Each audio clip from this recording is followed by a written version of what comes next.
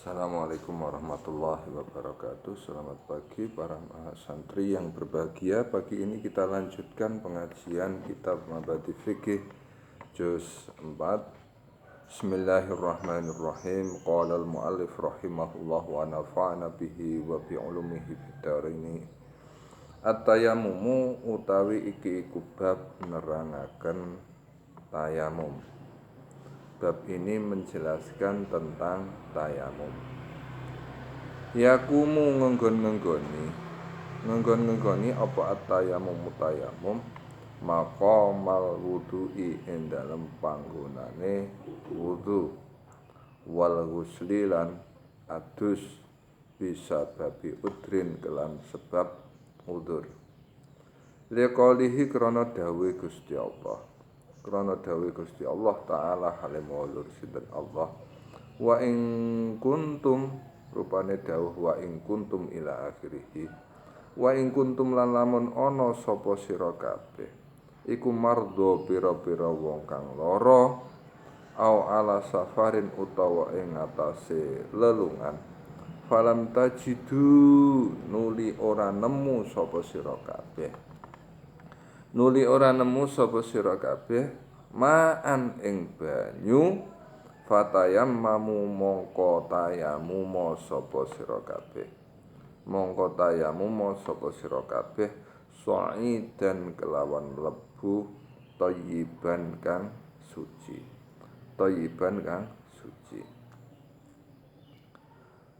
Tayamum ini bisa menggantikan wudu dan mandi sebab adanya udzur.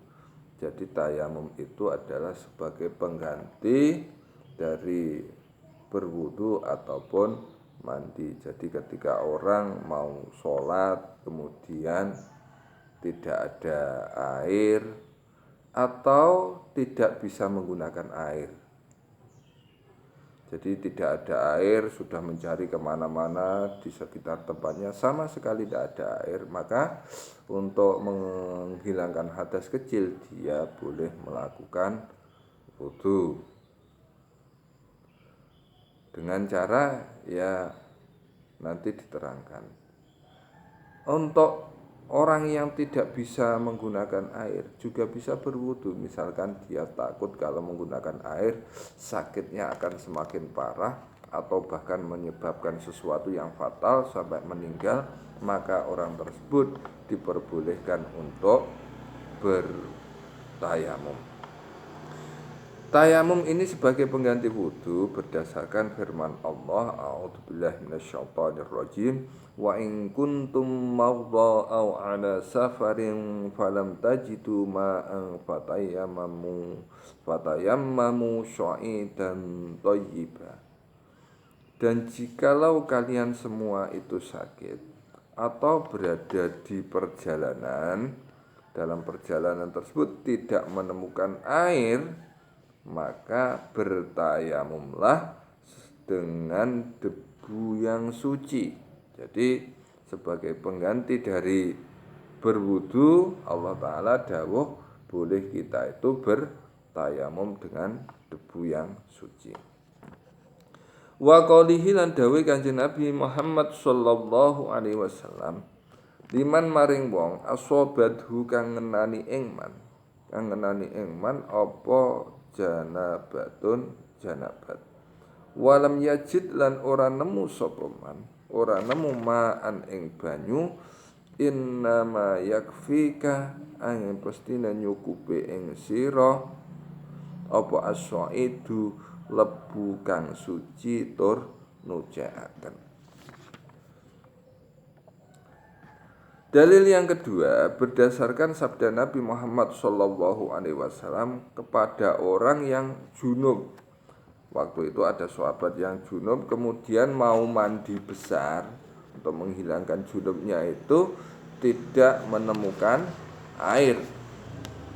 Dawuhnya Kanjeng Nabi, innama yakfika as-saida, ya as-saidu, innama yakfika as-saidu, cukup bagimu itu bertayamum dengan menggunakan debu yang suci. A'dzarut tayamumi utawi pira-pira udhure tayamum. Udur-udur yang memperbolehkan seseorang untuk bertayamum. Al awal utai kang awal iku tayakkunu faqdil ma'i ngiyakinake ora anane banyu. Ngiyakinake ora anane banyu. Au khaufi istimalihi utawa wedi nganggo banyu lima rodin krana lara liqaulihi krana dawuh Gusti Allah taala halimulur sinten Allah wa ing kuntum lan namun ana sapa sira kabeh iku mardha pira-pira wong kang lara au ala safarin utawa ing atase lunga falam tajidu nuli ora nemu sapa sira kabeh maan ing banyu fatayam mamu mongko tayamum sapa sira kabeh. Udzur-udzur yang memperbolehkan atau alasan-alasan kondisi-kondisi yang memperbolehkan seseorang itu bertayamum. Al-awwal yang pertama adalah yakin tidak ada air. Jadi yakin betul tidak ada air. Cara meyakinkan diri bagaimana?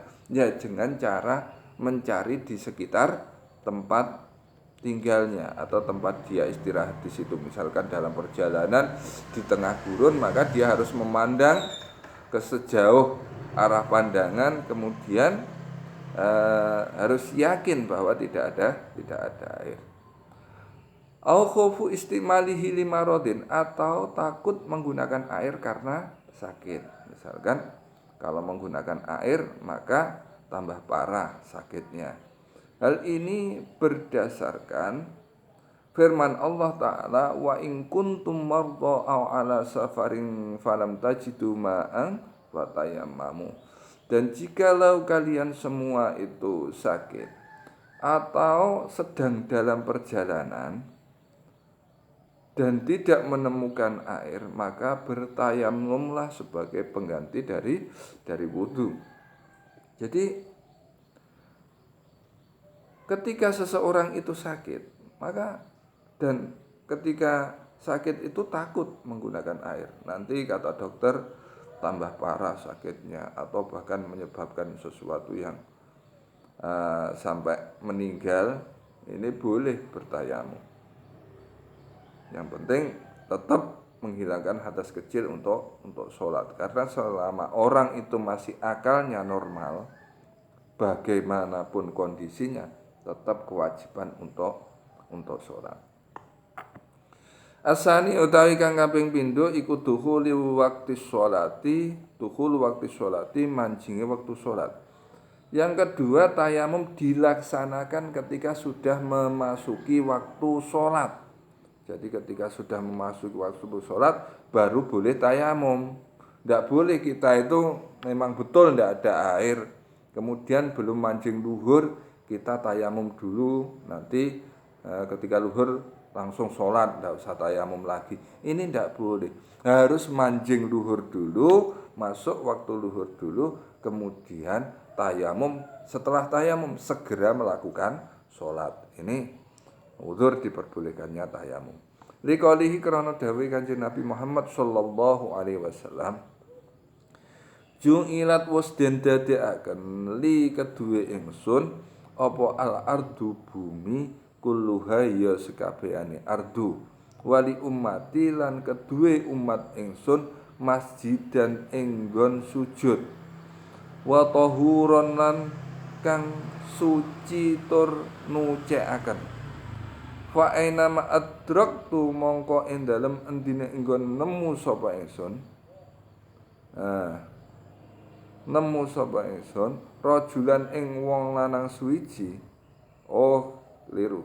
Fa aina ma adrakat mongko ing dalem endine enggon nemu rajulan ing wong lanang suwiji min ummati kang tetep saking umat ingsun apa as-sholatu sholat fa indahu mongko iku ing dalem sandinge rajul masjiduhu utawi masjide rajul wa indahu lan iku ing dalem sandinge rajul lan iku ing dalem sandinge rajul tahuruhu utawi lebu sucine rajul. Jadi yang kedua tadi, udzur atau kondisi diperbolehkannya tayamum adalah sudah memasuki waktu sholat. Berdasarkan sabda Nabi, beliau dawuh, telah dijadikan bagiku dan bagi umatku bumi secara keseluruhan sebagai tempat bersujud dan sebagai alat untuk bersuci. Maka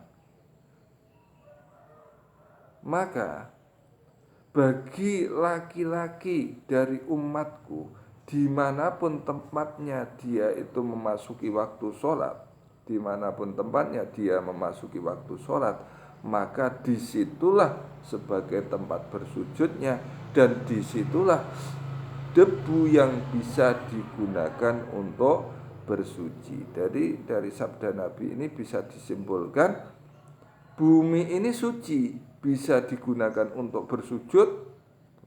Pokoknya di situ tidak jelas-jelas baru ditelai pite atau baru dibuat berak orang atau dikencingi orang. Tidak jelas-jelas di situ ada najis, maka bumi itu suci. Misalkan Anda bepergian di tengah gurun atau di gunung-gunung yang di situ tidak ada kotoran apapun, maka disitulah Anda boleh sholat, tidak usah pakai saja dan tidak usah pakai alas, langsung bumi itu dibuat untuk sholat, sah.